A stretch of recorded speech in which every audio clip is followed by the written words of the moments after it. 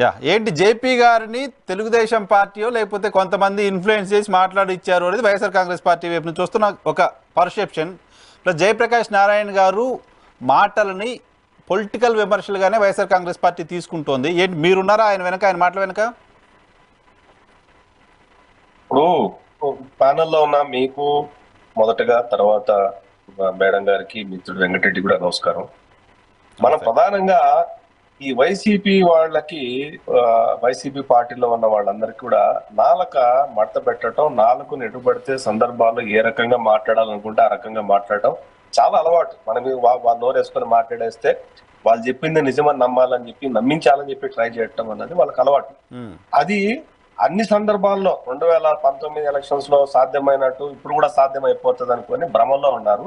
వాళ్ళకి ఆ 151 సీట్లలో నుంచి, భ్రమలో నుంచి, ఆ మత్తులోంచి ఇంకా దిగల. ఆ మత్తు ఒకటి ఏదైతే ఇచ్చిందో, 151 సీట్ల మత్తు ఇచ్చిందో, ఆ మత్తులోంచి, ఆ వెరితనంలోంచి దిగలేదు. కాబట్టి ఇంకా ఇలాంటి మాటలే మాట్లాడుతూ ఉంటారు. వాటిని పెద్దగా పట్టించుకోవాల్సిన అవసరం లే. వాళ్ళు చెప్పే అభివృద్ధి భూమి మీద అయితే లేదు, ఈ భూమి మీద అయితే లేదు. వాళ్ళు ఎక్కడ పెట్టారంటే, ఆయన మానవ అభివృద్ధి గురించి వెంకటరెడ్డి గారు చెప్తుంటే నాకు ఆశ్చర్యం అవుతుంది.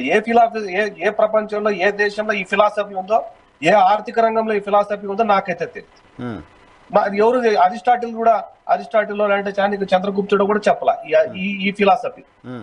అభివృద్ధి అంటే, జీడిపి అంటే పరిశ్రమలు, పారిశ్రామికము, లేకపోతే వ్యవసాయం, ఈ రెండే ఉంటాయి. కావాలంటే ఒక 30 సంవత్సరాల ముందు మీరు 100 రూపాయల నోటు మీద 2 ఉండేటివి. ఇండస్ట్రీలు, వడ్ల కంకి ఉండేది. అంటే అభివృద్ధి అంటే ఆ రెండు ప్రామాణికం. వాటి ద్వారా వచ్చే ఆదాయం మీద మానవాభివృద్ధి జరుగుతుంది కానీ 3 బిల్డింగ్లు కడితే మానవాభివృద్ధి జరుగుతుంది ఎవడు చెప్పాల. వీళ్ళు మొట్టమొదటిసారిగా అభివృద్ధిని వీళ్ళు మాట్లాడుతున్నారు. అసలు ఏ ఫిలాసఫీ ప్రపంచంలో, ఆర్థిక రకమైనటువంటి ఏ ఫిలాసఫీలో ఇది ఉంది? దేశం అంటే మట్టి కాదు, ఈ దేశం అంటే మనుషులో అంటారు కదా. మనిషి డెవలప్ అయితే దేశం డెవలప్ అయినట్టే కదా అనే కాన్సెప్ట్. మనిషి అంటే అదేనండి. మనిషి ఎట్లా డెవలప్ అవుతాడంటే, ప్రపంచంలో ఏ ఫిలాసఫీ అయినా 2 రంగాల మీద అభివృద్ధి మాత్రమే నిర్దేశింపబడుతుంది. 1 వ్యవసాయం, 2 పారిశ్రామికరణ. ఎడ్యుకేషన్ డెవలప్మెంట్ సూచిక కాదా? ఏదండి ఎడ్యుకేషన్ డెవలప్మెంట్ సూచిక కాదా? ఈ 2 జీడిపి అంటున్నా నేను. జీడిపి అంటే ఇందాక మన వెంకటరెడ్డి చెప్తున్నారు కదా, ఆ జీడిపి అంటే తలసరి ఆదాయము, కొలమానం పద్ధతి ఏంటంటే ఈ రెండింటి మీద వచ్చే ఆదాయం మీద, మనుషుల మీద పెట్టేటటువంటి పెట్టుబడే ఏది, అదే ఆరోగ్యం మీద కావచ్చు, విద్య మీద కావచ్చు, ఆ రకమైనటువంటి అభివృద్ధినే కొలమానికంగా కోరుస్తాం మనం. అంతే తప్ప అప్పులు తీసుకొని వచ్చేసి బిల్డింగులు తాకట్టు పెట్టి, భూములు తాకట్టు పెట్టి, ప్రభుత్వ కరాలు తాకట్టు పెట్టి, ప్రపంచ బ్యాంక్ నుంచి అప్పులు తెచ్చుకొని, కార్పొరేషన్ నుంచి అప్పులు తీసుకొచ్చుకొని, మద్యం మీద అప్పులు తీసుకొచ్చుకొని మేము విద్య మీద ఖర్చు పెడుతున్నామంటే అసలు ఇల్లీగల్. అది ఇట్ ఇస్ ఇల్లీగల్. సాగర్ గారు, అప్పులు ప్రభుత్వం ఎలా అంటే అలా తెచ్చుకోవడానికి సంబంధించిన అవకాశం ఉంటుందా? FRBM లేదా, కేంద్ర ప్రభుత్వం లేదా, రిజర్వ్ బ్యాంక్ లేదా, ఏజెన్సీస్ లేవా? ఎంత అప్పులు తీసుకోవాలి ఏంటి అనేది కంట్రోల్ చేయడానికి సంబంధించి నిబంధనలు ఏం లేవా? చెప్తా అవగారు చెప్తాను. ఏంటంటే వీళ్ళు మాట్లాడే అతి తెలివైన మాట్లాడేది ఏంటంటే, ఫైనాన్షియల్ థియరీస్ వీళ్ళకి ఒకరికే తెలుసు అనుకుని ఫీల్ అయిపోతా ఉంటారు. FRBM applicable only to the RBI government, RBA. అక్కడ ఆ పద్దు వేరు. గవర్నమెంట్ లో రకరకాల పద్దులు ఉంటాయి. అది FRBM, RBI గవర్నమెంట్ ఆఫ్ ఇండియాకు సంబంధించిన వ్యవహారంలో మాత్రమే FRBM వర్తిస్తుంది. మిగతా రాష్ట్ర ప్రభుత్వము, కార్పొరేషన్ల ద్వారా జనరేట్ చేసుకునే అమౌంట్ అంతా కూడా లోకల్ బ్యాంకింగ్ ద్వారా జరుగుతుంది. చట్ట వ్యతిరేకం. లోకల్ బ్యాంక్ అది ప్రత్యేకం. అది చట్ట వ్యతిరేకం. అది ఏమంటే కలెక్టర్ ఆఫీసు తాకట్టు పెడితే సక్రమమా? నేను సక్రమం అక్రమం అట్లా చట్టబద్ధ పాలన గురించి జేపీ గారు మాట్లాడు. చట్ట వ్యతిరేకమా? మీరు అంటే ఎట్లంటే కొడాలలాగా మాట్లాడితే నేనేం చేయలేను. అంటే ఆ పరిస్థితి దాపరించింది. అంటే మొత్తం తాకట్టు పెట్టేసి నేను అభివృద్ధి చేస్తానంటే ఇజ్ ఇట్ మీన్ దట్ ప్రజల ఆస్తులు కాపాడాలి, ప్రజల ఆస్తులు ఖజానాను పెంచాలి, ఇన్ఫ్రాస్ట్రక్చర్ డెవలప్ చేయాలి. కానీ డెవలప్ చేసి ఇన్ఫ్రాస్ట్రక్చర్ తీసుకుపోయి తాకట్టు పెట్టి ఆ డబ్బులు తీసుకొచ్చి నేను ఇస్తాను అంటే దానికి ఆ సీట్లో కూర్చోడానికి ఎవరు అవసరం లేదు. ఏ ఏ ప్రపంచంలో ఏ సూత్రం ప్రకారం చేస్తారండి ఇదంతా కూడా? ఎక్కడుంది ఈ ఫిలాసఫీ? ప్రపంచంలో ఎక్కడ లేని ఫిలాసఫీ ఇదంతా కూడా. ఆర్థికమైనటువంటి ఫిలాసఫీ ఇది కానే కాదు. ఆదాయం సో మొత్తం ఆంధ్రప్రదేశ్ రాష్ట్రంలో డెఫినెట్ గా కలెక్టరేట్లు సెక్రటరేట్లు కూడా తాకట్టు పెట్టడానికి ఎవరు యాక్సెప్ట్ చేసే పరిస్థితి ఉండదు 100%. బట్ మొత్తం ఆంధ్రప్రదేశ్ రాష్ట్రంలో ఉమ్మడి రాష్ట్రంలో కావచ్చు ఇప్పుడు కావచ్చు కార్పొరేషన్ల ద్వారానో లేకపోతే ప్రభుత్వ ఆస్తులను తాకట్టు పెట్టి అప్పులు తేవడం అనేది జగన్మోహన్ రెడ్డి ముఖ్యమంత్రి అయిన తర్వాత మాత్రమే స్టార్ట్ అయిందా? అంతకుముందు ఎప్పుడు లేదా? నేను చెప్తాను సార్, భారతదేశంలో ఈ రోజుకి కూడా ఈ పూటకి మనం డిస్కషన్ చేసే టయానికి బేవరేజెస్ కార్పొరేషన్ బ్యాంకులో తాకట్టు పెట్టి అప్పు తీసుకొచ్చి 24,000 కోట్ల రూపాయలు మీరు ఎక్కడ చూసారా భారతదేశంలో?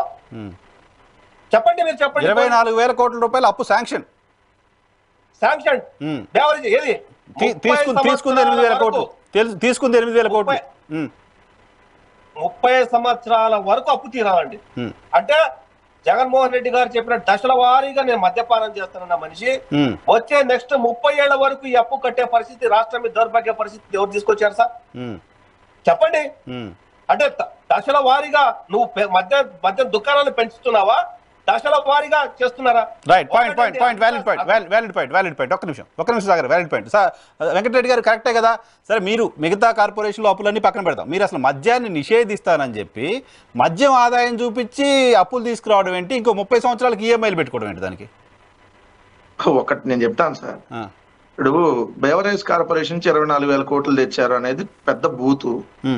ఇప్పటికి ఇచ్చిన 4,000 కోట్లు దాని మీద. 4,000 కోట్ల కంటే ఒక్క రూపాయి కూడా బేవరేజ్ కార్పొరేషన్ 2 సార్లు తెచ్చారు. 4,000 8,000 కోట్లు కదా ఇవ్వలేదు. వినండి సార్, రెండో పాయింట్ వచ్చేటప్పటికి మేము ఏ భూముల్ని తనఖా పెట్టలా. మొన్న వీళ్ళు సెక్రటరీ తాకట్టు పెట్టారని చెప్పి ఒక పచ్చి అబద్ధపు వార్తలు రాస్తే ఈవెన్ హెచ్డిఎఫ్సి కూడా దాన్ని ఖండించింది. అదే విధంగా సిఆర్డిఏ కూడా అసలు ఎప్పుడు పెట్టలేదని చెప్పింది.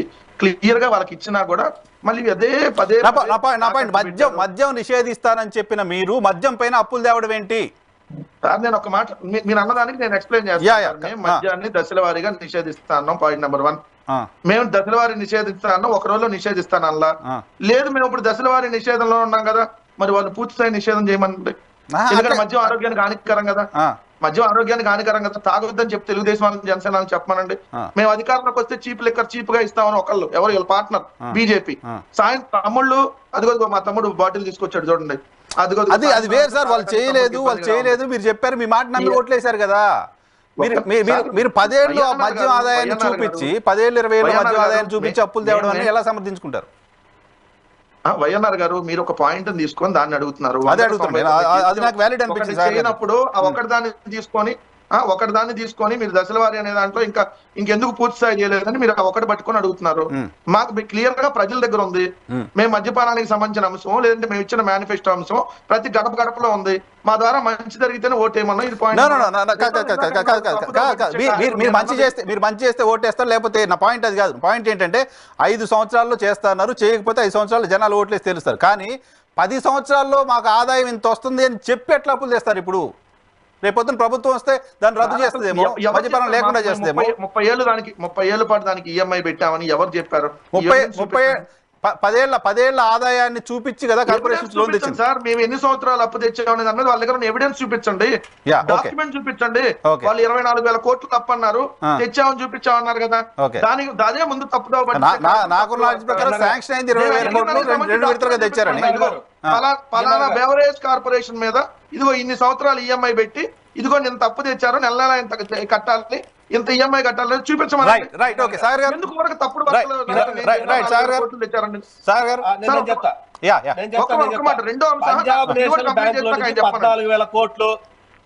పంజాబ్ నేషనల్ బ్యాంక్ నుంచి 14,000 కోట్లు చూపించండి. చెప్తున్నా ఏమి ఢిల్లీకి అఫీషియల్ గా కలిసి మీ దగ్గర పార్టీ దగ్గర ఏమైనా ఎవిడెన్సెస్ ఉన్నాయా? ఏమంటే అది అన్ని పార్టీ దగ్గర కాదు, ప్రతి పత్రికలో వచ్చేటువంటి అంశాలు, పత్రికల వార్తలు ఆంధ్రప్రదేశ్ లో నమ్మే పరిస్థితి లేదు సార్. 14,000 కోట్లు అప్పు తీసుకొచ్చి ఆంధ్రప్రదేశ్ లో పత్రికల వార్తలు నమ్మే పరిస్థితి లేదు. Sorry to say. నోటిఫైడ్ బ్రాండ్లు ఆంధ్రప్రదేశ్ ఎందుకు లేవు? అన్నిటికీ డిజిటలైజేషన్ అయినటువంటి విద్యాసాగర్ గాలి వచ్చిన వార్తలు మీరు పట్టుకొని డిబేట్ చేస్తే మిమ్మల్ని గాలి పార్టీ అంటారు. డిజిటల్ పేమెంట్ మీరు ఎవిడెన్స్ చూపించండి. పంజాబ్ నేషనల్ బ్యాంక్ లో మీరు అంటారు కదా 14,000 కోట్లు తీసుకుని ఎవిడెన్స్ చూపించండి. వైఎన్ఆర్ గారు నేను అడిగింది సార్ పేపర్ లో వచ్చిన వార్తలపైన డిబేట్ చేయలేము. పేపర్ లో వచ్చిన వార్త ఆంధ్రప్రదేశ్ పేపర్లోనే వస్తాయి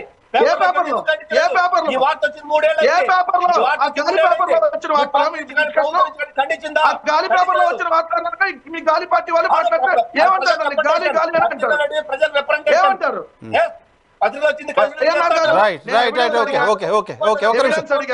దానికి సమాధానం చెప్పండి.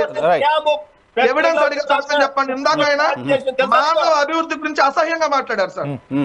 ఈ మేధావి మానవ అభివృద్ధి గురించి అసహ్యంగా మాట్లాడాడు. నేను చెప్తా దానికి వినండి సార్. ఆర్థిక శాస్త్ర ఆయన ఆడితే మాట్లాడతా.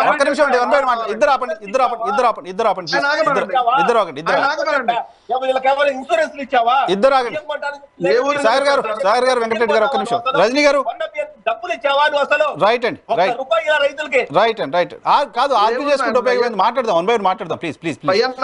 మీరంతా బాగా చదువుకున్న వాళ్ళు నాలెడ్జ్ ఉన్న వాళ్ళు వన్ బై వన్ సబ్జెక్ట్ మాట్లాడదాం ప్లీజ్. రజనీ గారు నమస్తే. ఇస్తాను వెంకటరెడ్డి గారు. ఆర్థిక శాస్త్ర నిపుణుడైనటువంటి రఘురామరాజన్ గారు కావచ్చు, వెంకటరెడ్డి గారు మీకు ఇస్తారు. మళ్ళీ ఒకసారి ఇంటర్నేషనల్ మానిటరీ ఫండ్